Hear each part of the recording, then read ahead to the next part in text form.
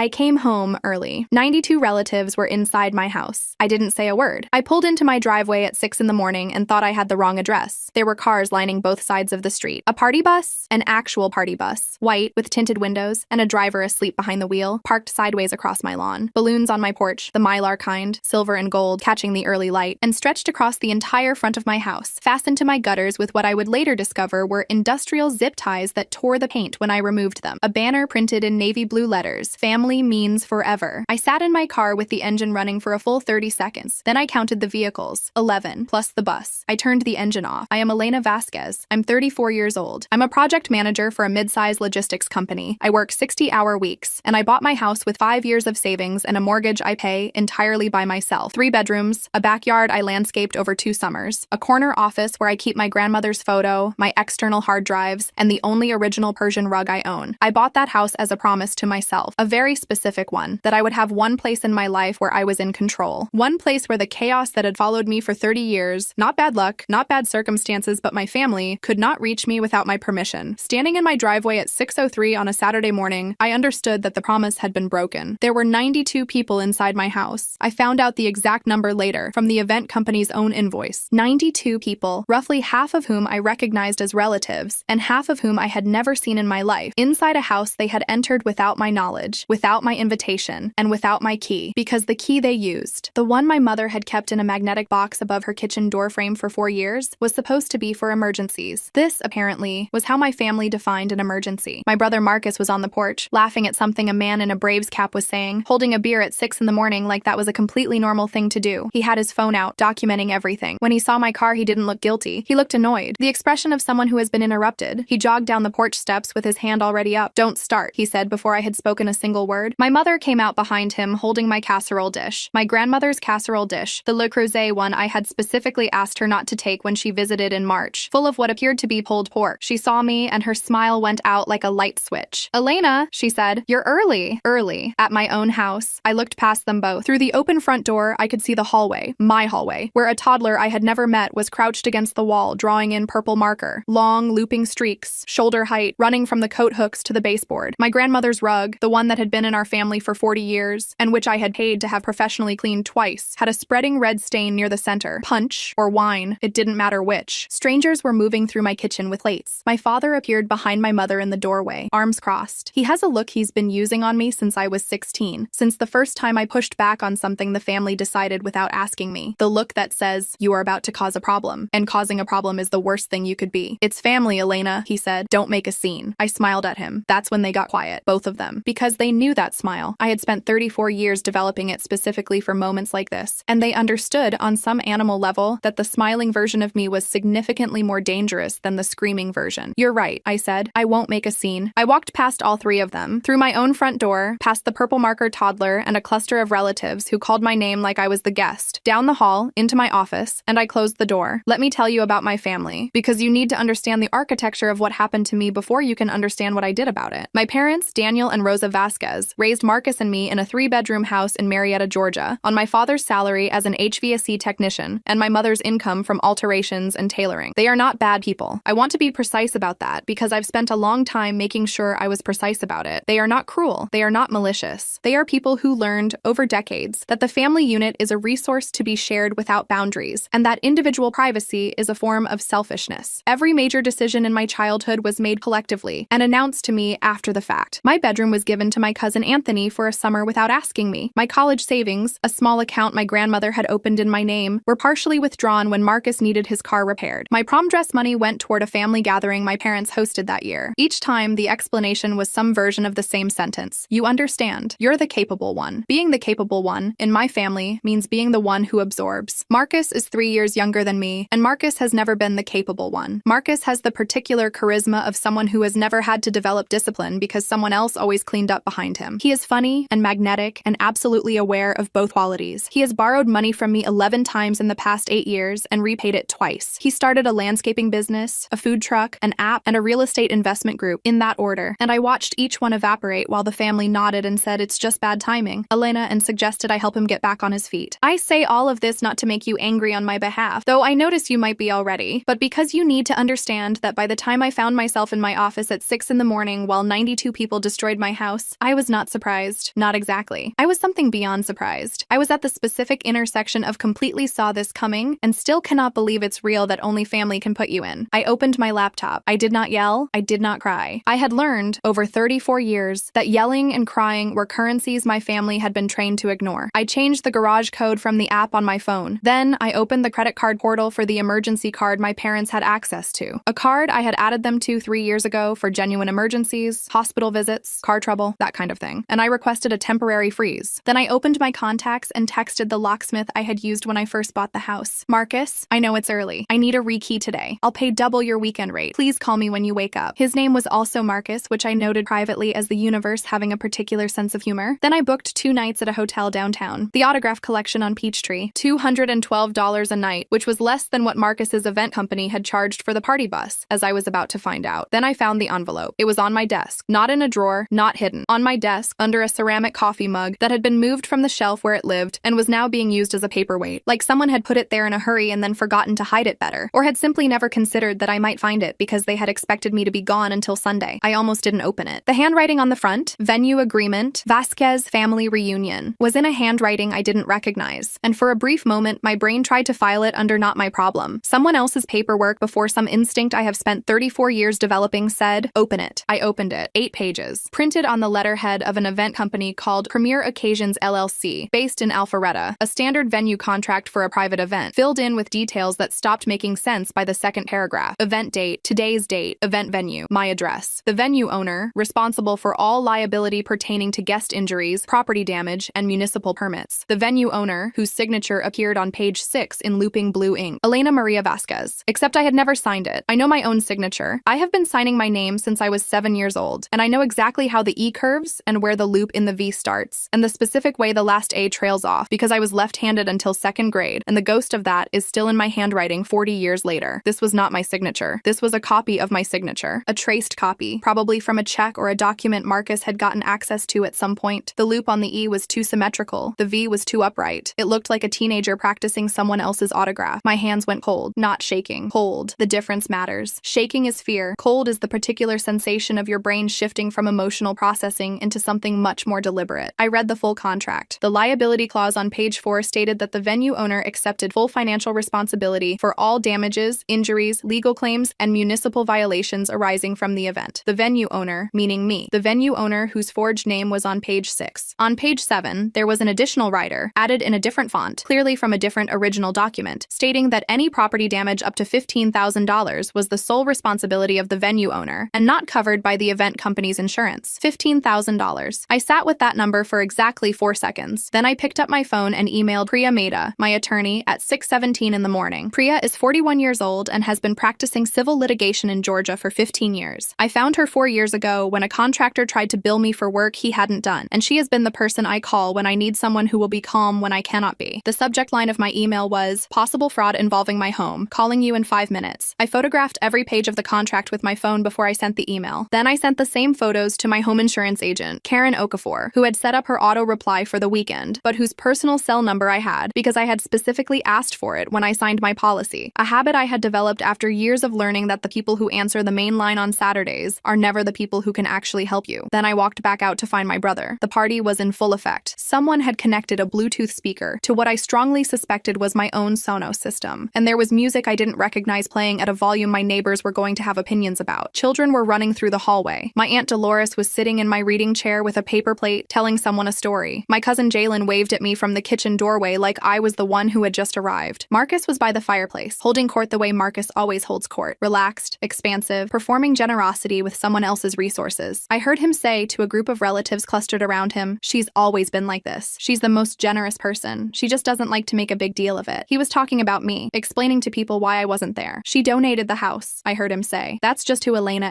is. I stood in the doorway and watched him for a moment. He didn't see me. He was gesturing toward the room, toward my furniture, toward my walls, with the pride of ownership that belongs to a man who has never owned anything. Marcus, I said, kitchen, now. He made a face, the face he's been making since he was 9 years old when something interrupts his performance. But he followed. I placed the contract on the kitchen island between us. His face did something I had never seen it do before. Just for a second, less than a second, before he rearranged it back into irritation. But I saw it, that flicker, the specific micro-expression of someone who has been caught and is calculating how much you know. Where'd you get that? that? He said. My desk, in my office, in my house. The venue company needed a name for the permits. It's paperwork, Elena. It's not, you forged my signature. Don't be dramatic. The liability clause holds me responsible for $15,000 in damages. Nobody's going to get hurt. Someone's child drew on my wall in permanent marker 20 minutes ago. My mother appeared in the kitchen doorway. She had put the casserole dish down somewhere, and now she was wringing her hands the way she does when she wants to look distressed without actually intervening. It's a technique she has perfected over decades. Elena, everyone is having such a lovely time. Mom, I turned to look at her directly. Did you know about this contract? She looked at the floor. Not at Marcus, not at me, at the floor. That answer cost me more than any yes would have. My father came in behind her, full presence, arms crossed, the weight of family authority arranged around him like armor. Your brother handled the arrangements. We didn't want to bother you while you were traveling, so you used an emergency key to host 100 people in my home. We have a key, my mother said quietly. You had an emergency key for emergencies. This is family, Elena, my father said. Family doesn't need an invitation. Marcus had recovered by now. He leaned against the counter with his arms crossed in a posture that mirrored my father's so precisely it was almost impressive. What are you going to do? He said. Call the police on Grandma? On Aunt Dolores? Go ahead, Elena. Make that call. I looked around my kitchen. Cracker crumbs ground into the grout I had resealed last fall. A wine glass sitting directly on the wood surface I had asked people not to put glasses on for 4 years. A cracked edge on the ceramic soap dispenser I had bought in Portugal. I hadn't found the bathroom sink yet. I would find the cracked bathroom sink at 9:47 that evening, after everyone had left, after I came back to document the damage with my phone camera and a flashlight. I looked at my brother. No, I said. I'm going to let you finish. He blinked. Enjoy the party. Take all the pictures. Tell everyone how generous I am. My mother reached for my arm. Thank you, sweetheart. I stepped back. Not dramatically, just out of reach. But after today, I said, none of you will have access to my house, my money, or my patience. Ever again. My father's jaw tightened. That's a threat. That's a boundary. I went back to my office. I packed one bag, laptop, passport, the canvas pouch with my grandmother's rings that I kept in the desk drawer, my external hard drive with 4 years of financial records on it, my phone charger. I did not pack clothes. I would buy what I needed at the hotel. I walked back through my house, through the music and the laughter and the paper plates and the people who looked at me like I was a guest in my own home, and I got in my car and drove away, while the banner that said "Family means forever" flapped in the September wind behind me. That night, my phone became a scroll of messages I did not open until I was sitting on the edge of a hotel bed at 9:15 with room service I wasn't eating. Mom, 8:42 p.m. You made everyone uncomfortable by leaving. You always do this. Dad, 8:57 p.m. We raised you better than this behavior. Marcus, 9:04 p.m. You better not turn this into a thing. Elena, I'm serious. My Aunt Dolores, 9:11 p.m. Your mama is crying. My cousin Jalen, 9:18 p.m. Bro, that was cold. And then, at 9:22, my mother again. I just want you to know that everyone left feeling hurt because of you. I read that one twice. I put the phone face down on the nightstand. Then I called Priya. Priya Mehta had been awake since my 6:17 email. She had reviewed the photographs of the contract, done a preliminary search on Premier Occasions LLC, and by the time I reached her, she had the outline of what we were dealing with. The good news, she said, is that forged signatures on legal contracts are not a gray area in Georgia. This is textbook forgery. It's also potentially wire fraud if Marcus or anyone else used digital communication to arrange this while using your forged name. My brother's phone, I said. He was documenting everything on his phone. He sent photos from inside my house, which could establish a timeline showing he knew the contract was fraudulent. She paused. Elena, I want to be honest with you. If we pursue this criminally, it goes through the police and then it's out of our hands. If we pursue it civilly, we control more of the process. Given that this is your family, you may want to think about which path. Both, I said. A pause. Okay, Priya said. Both it is. The next morning at 9 a.m., I drove back to my house. The party bus was gone. The balloons had mostly deflated. The banner was still up. I documented everything before I touched anything. The purple marker wall, which ran for approximately 6 feet at a height of 26 inches from the floor. The stain on my grandmother's rug, which a carpet specialist named Dale Hutchinson, who had cleaned the rug twice before and knew exactly what it had been worth, would later assess as permanent, writing in his professional report that the damage was consistent with an acidic beverage left untreated for more than 12 hours. The BC bathroom sink, which had a crack running from the faucet base to the drain that had not been there when I left 2 days prior. 3 scratches on the wood floor in the dining room, consistent with furniture being dragged, and a broken slat in the wooden fence in the backyard, where someone had apparently tried to open it from the outside and used force when it didn't open immediately. I photographed all of it on my phone with timestamp-enabled location data. I emailed the photos to Priya at 10:41 with a subject line that read, "Damage documentation, Vasquez family reunion." Karen Okafor, my insurance agent, called me at 11:15. She had reviewed my policy over the weekend. "The good news," she said, using the same preface Priya had used, which I was beginning to find either reassuring or ironic, "is that your homeowner's policy covers unauthorized events. The bad news is that the forged contract creates a complication. The event company is going to try to point to your signature signature as evidence of consent. It's not my signature. I know that, and you know that. We'll need documentation. She paused. I'm flagging this for our legal team. Between the forgery and the damage, we're looking at a claim in the range of $12,000 to $18,000. That's before the rug. A pause. How bad is the rug? Dale Hutchinson says it's a total loss. The rug was appraised at $6,200 in 2021. The silence on Karen's end had a specific quality. The quality of someone revising numbers upward. I'd recommend getting a forensic document examiner to certify that the signature isn't yours, she said. It'll make everything cleaner. Priya had already thought of this. She retained James Ossie, a forensic document analyst who had spent 19 years providing expert testimony in civil and criminal cases for the Georgia court system, on Monday morning. James Ossie charged $800 for a standard examination, which Priya told me was reasonable, and which I paid without hesitation because it was less than the rug. His written analysis came back in 4 days. 3 pages, single-spaced, with comparison photographs and a conclusion stating that the signature on the Premier Occasions LLC contract was not consistent with the authentic signature of Elena Maria Vasquez in 6 measurable characteristics, including baseline angle, loop formation, and terminal stroke. His professional opinion, stated in the language of someone who has said this in front of judges many times, the signature in question was almost certainly produced by tracing or copying an existing signature sample rather than by the purported signatory. Almost certainly. In forensic document examination, that phrasing is as close to certainty as the field formally allows. On day 5, Priya sent a certified demand letter to Marcus's home address. The letter outlined the forgery, the unauthorized entry, the property damage, and the fraudulent use of my name and address in a commercial contract. It requested reimbursement for damages totaling $19,420, itemized with documentation. It stated that failure to respond within 14 days would result in a formal complaint to the Cobb County Police Department and a civil lawsuit for damages plus attorney's fees. My father called me 20 minutes after the certified letter was delivered. I know it was 20 minutes because I had tracking on the delivery notification. Elena. His voice had that particular texture it gets when he is trying to sound reasonable from a position of zero leverage. I think we need to talk about this as a family. I'm available Thursday at 2, I said. My attorney will be present. Your attorney. He said it like I had suggested bringing a tiger. My attorney, I confirmed. She'll want to discuss the forgery specifically. A very long pause. Marcus made a mistake, my father said. He should have asked. But going to the police over a family event? I'm not going to the police over a family event, I said. I'm going to the police over a forged legal document that attempted to transfer my property liability to a commercial contract without my knowledge or consent. The family event is a separate issue. Elena, Thursday at 2, Dad. My attorney's office. He didn't come Thursday. Marcus didn't come Thursday. My mother did. Alone. In a blazer I hadn't seen before, looking like she had prepared herself for something. Sitting across from Priya in a conference room that probably cost more per hour than my mother wanted to think about. Priya was measured and precise in the way that only people who have done something many times can be. She walked my mother through the forensic report, through the damage assessment, through the liability clause and what it would have meant financially if Marcus's plan had worked, if the contract had gone unchallenged, if someone had been injured, if the event company had come after the listed venue owner for damages. My mother sat with her hands folded on the table and didn't say anything for a long time. Then she said, "He told us you'd agreed to it." "I know," I said. "He said you wanted to do it for the family, that it was your idea." I didn't answer that one. There wasn't anything to say to it that would have helped. "Did you know he needed money?" my mother asked. And for the first time since I'd pulled into my driveway that Saturday morning, her voice broke slightly. "He'd told us the landscaping business was doing well, but he owed the event company. He'd already paid them a deposit on your address." I processed that sentence. Marcus had used my address as collateral for an event deposit he couldn't cover. He had put my name on a contract to cover a debt he had already incurred, without asking me, gambling that I would either never find out or would absorb it the way I had absorbed every other cost my family had put on my account over the years. He had bet 34 years of my compliance. He had lost. The settlement negotiation took 9 days from the demand letter. Marcus retained an attorney, a general practice lawyer named Gary Something from a firm in Kennesaw, whose letter to Priya was, in Priya's words, ambitious, given the available facts. The counteroffer was $11,000 and an apology letter. Priya sent back a response that increased our demand by $2,000 for the cost of her time responding to the counteroffer. Marcus settled for the full $19,420. He did not have it. I knew he didn't have it. Priya knew he didn't have it. What Marcus had, it turned out, was a share in the family house in Marietta, the house my parents owned, where Marcus had been living in the basement for the past 2 years paying nominal rent. The settlement, structured by Priya, involved a lien against his share of that property, meaning that if and when the Marietta house was ever sold, Marcus's portion would first be applied to the outstanding settlement. This was, in the language of family dynamics, a nuclear option. I want to be honest about that. I understood what it meant, that I had attached a legal debt to the house my parents lived in, which would affect them eventually, even though the debt was Marcus's. My mother understood it too, when Priya explained it. She sat with that information for a long moment, and then she said something I did not expect. "He's done this before," she said quietly, "to other people. Not family, but others." I looked at her. "The food truck," she said. "The partner he had. The man's name was Trevor. Marcus used his business this address for something. I don't know what. Trevor had to get a lawyer. She paused. Your father and I paid Trevor to make it go away. There are moments when you realize that the thing you thought was an isolated incident was actually a pattern, and that the people who should have warned you had chosen, each time, to protect the pattern instead of you. I sat with that for a long time. I'm sorry, my mother said. 2 words, not enough. Also, I believed her. I know you are, I said. I revoked my parents' access to the emergency credit card permanently. I had the house rekeyed, which Marcus the locksmith completed on a Sunday morning for double his weekend rate plus a tip. I did not revoke my parents' relationship with me. That was never the plan. But I restructured it. The way you restructure a financial agreement when one party has demonstrated they will extract everything you offer if you don't set terms. My parents are welcome at my home, with 24 hours notice, by invitation. I will host one family event per year, at a time and scale I choose for a guest list I approve. These are not punishments. They are the conditions under which I am willing to have a relationship at all. Marcus and I have not spoken since the settlement was finalized. He has not apologized. He sent a text through my mother that said, verbatim, "Tell Elena I think what she did was extreme, and I hope someday she realizes that." I read it, deleted it. The lien on his property interest remains. Premier Occasions LLC, the event company Marcus had contracted using my forged name, was contacted by Priya as part of the settlement process. Their response made it clear that they had accepted the contract in good faith without verifying my identity, which created their own exposure. They revised their client verification procedures as part of their agreement to cooperate with our documentation. I did not pursue them further. They hadn't forged anything. They had just believed what Marcus told them, which is a mistake a lot of people make. Priya filed a formal complaint with the Cobb County Police Department regarding the forgery. Detective Raymond Ellis, 12 years in the white-collar crimes unit, took the case. He reviewed James Osie's forensic report, the contract, the timeline documentation, and Marcus's texts and social media posts from inside my home, which established that he had been there and aware of the contract's use. Marcus received a target letter 3 weeks after the complaint was filed. This means he is the subject of an active criminal investigation. Whether it results in charges is up to the DA's office. As of right now, that process is ongoing. I am cooperating fully. I am telling you this story from my reading chair, in my living room, in my house, which smells like fresh paint on the hallway wall and the cedar wood of the new rug I found to replace my grandmother's. The new rug isn't hers. Nothing will be hers again. But it's warm, and it covers the floor, and it's mine. Elena Vasquez, 34, project manager, homeowner, the capable one. Here's what I know now that I didn't know at 6 in the morning in my driveway. Capable is not an invitation. It is not a resource. It is not a blank check that your family gets to draw on because you haven't closed the account yet. Capability without boundaries is just a different kind of cage. The banner said, family means forever. What it meant was, you'll absorb this, like you've absorbed everything else, because you love us and we know it. They were right that I loved them. They were wrong about the rest. I don't need my family to understand the difference. I just needed to live it. And now I do. If you made it this far, you already know whether you've been the capable one in a family that confused that with permission. Hit like. You've earned it.